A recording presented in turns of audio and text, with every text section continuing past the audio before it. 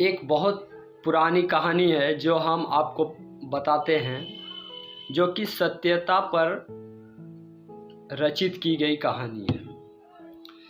एक दूध बेचने वाला व्यापारी था जिसका नाम रामलाल था।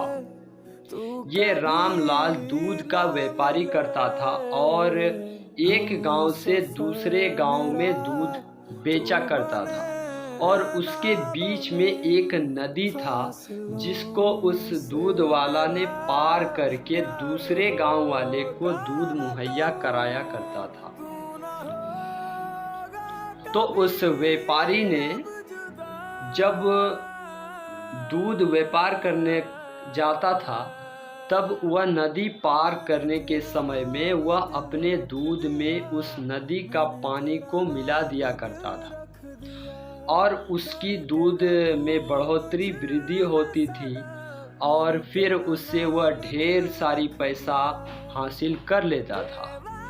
यह कई वर्षों तक उसने किया और उसके पास एक साल में ढेर सारी आभूषण, पैसा वगैरह, धन दौलत हो गया।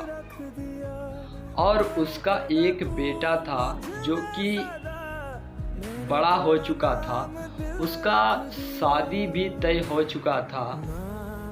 जब वह दूध वाला जब व्यापार करके लौट रहा था तो उसके पास में ढेर सारी आभूषण, पैसा वगैरह था। वह नाव से नदी पार कर रहा था। तभी अचानक से नाव पलटकर पानी में डूब गया और उसका सारा का सारा पैसा, आभूषण खत्म हो गया। तभी रामलाल पूरा जोर जोर से चिल्लाने लगा। तभी उस नदी से एक आवाज आई कि ये तुम्हारा पैसा, धन दौलत नहीं था, ये तुमने गलत तरीके से अर्जित किया था, इसीलिए यह तुमसे छीन लिया गया।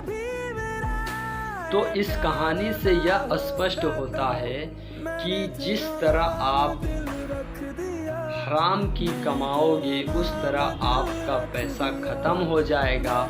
और इस कहानी का यही है कि सत्यता ही सर्वोच्च